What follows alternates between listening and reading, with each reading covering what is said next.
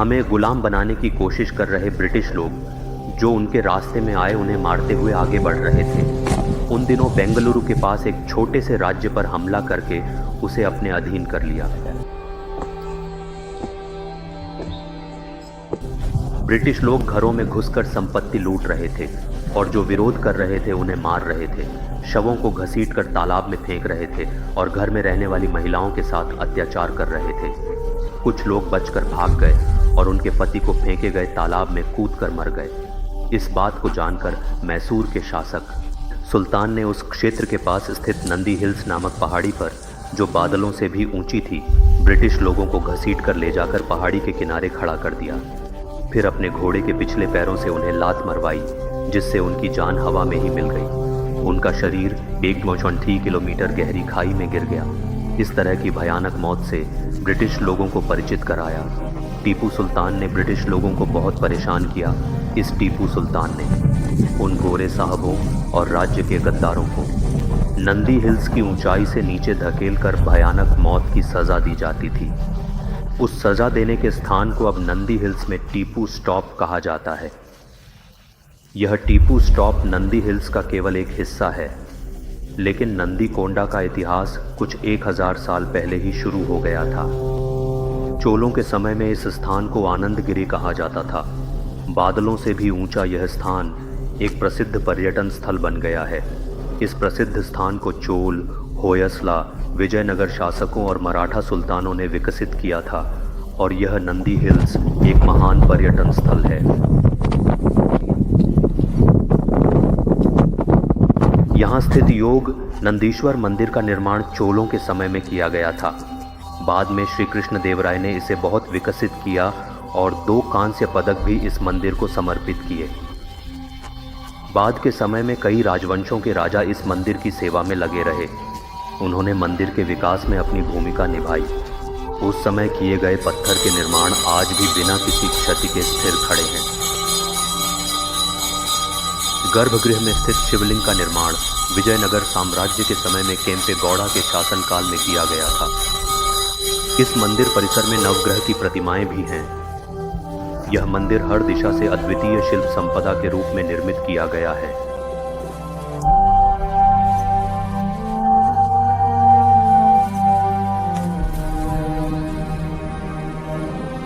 मंदिर के अंदर स्थित सुंदर जलाशय भी बनाया गया है।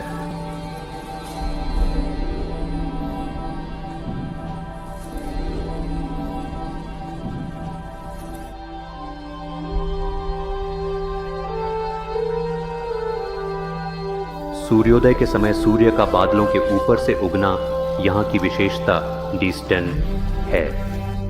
6 फीट की विशाल नंदी प्रतिमा इस पहाड़ी पर होने के कारण इस स्थान को नंदी हिल्स कहा जाता है।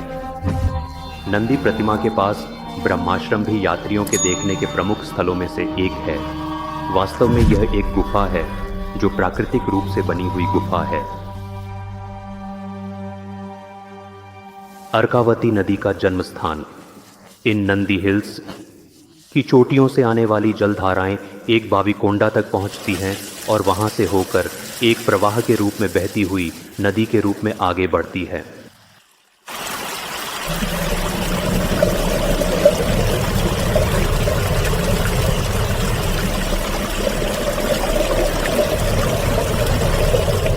हैदर अली और उनके बेटे टीपू सुल्तान के शासन में इस स्थान को दुश्मनों के लिए अभेद्य बनाकर किले की दीवारें भी बनाई गईं।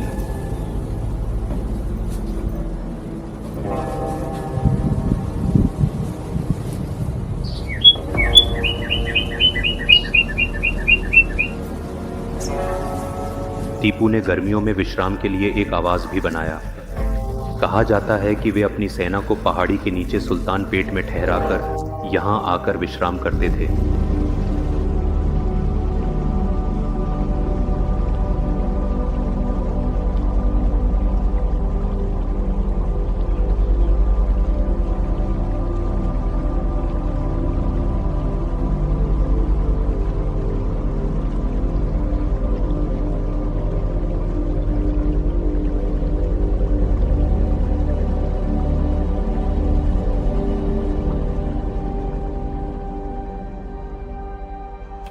कुछ दिनों बाद ब्रिटिश के खिलाफ विद्रोह के कारण टीपू सुल्तान इस किले को तोपों से भरकर युद्ध के लिए तैयार रहते थे।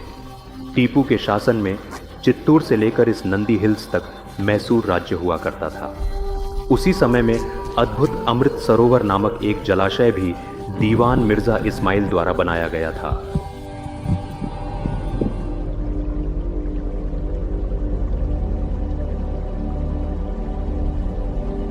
समय के साथ ब्रिटिश अपने साम्राज्य का विस्तार करते हुए बेंगलुरु पर आक्रमण कर युद्ध कर रहे थे।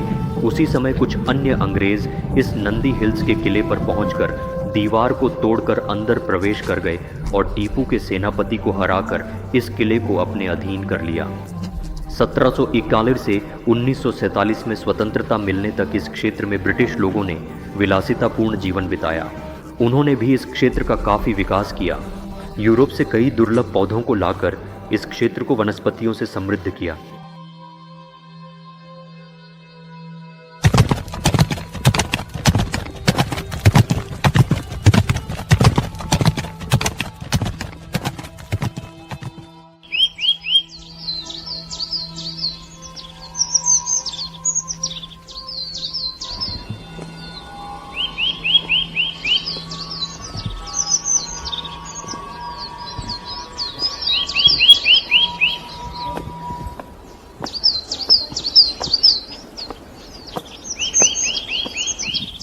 यहाँ दिखाई देने वाली संरचनाएं ब्रिटिश काल की इमारतें हैं। स्वतंत्रता आंदोलन के दौरान गांधी जी के पैर में चोट लगी थी और उन्होंने यहाँ 2 महीने तक आराम किया था, इसलिए उनकी याद में इस स्थान को गांधी निलयम कहा जाता है।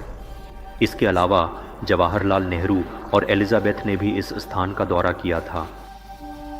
यह एलिजाबेथ ग्रीन यहाँ की इमारतों को देखकर विलासितापूर्ण जीवन जीने के लिए नहीं आई थी। वह अपने ब्रिटिश शासकों के सैकड़ों लोगों को यातना देकर बोरे में बांधकर पहाड़ से नीचे फेंककर मार डालने वाले हैदराबाद और ट्रिप यूरोप को देखने आई थी। हैदराबाद और टिप्पू ड्रॉप्स पास पास में स्थित 2 पहाड़ियाँ हैं। हैदराबाद की ऊंचाई कम होने के कारण वहाँ से गिरे ब्रिटिश लोगों में से कुछ मर गए और कुछ के हाथ पैर टूट गए और वे मृत्यु की चीखें सुनाते हुए वहाँ जीवित रहते थे। उन्हें खाने के लिए बड़ी बाघ और तेंदुए इस क्षेत्र में घूमते रहते थे। यह जानकर ब्रिटिश शासकों ने उन बाघों को भगा दिया और हाथ पैर टूटे जीवित लोगों को वहां से ले गए। ब्रिटिश लोगों ने जब यह बात सुनी तो टीपू सुल्तान ने कहा कि हैदराबाद से फेंकने पर वे मर नहीं रहे हैं। एक 30 किलोमीटर की ऊंचाई पर स्थित नंदी पहाड़ी पर ले जाकर फेंकना शुरू किया। यह जानकर कि अगर टीपू जीवित रहता तो वह ब्रिटिशों को नरक दिखाकर भगा देता, एलिजाबेथवी आनंद ने पहाड़ी से फेंके गए खाई में जाकर देखा तो वहां सैकड़ों की संख्या में ब्रिटिशों की खोपड़ियां दिखाई दी।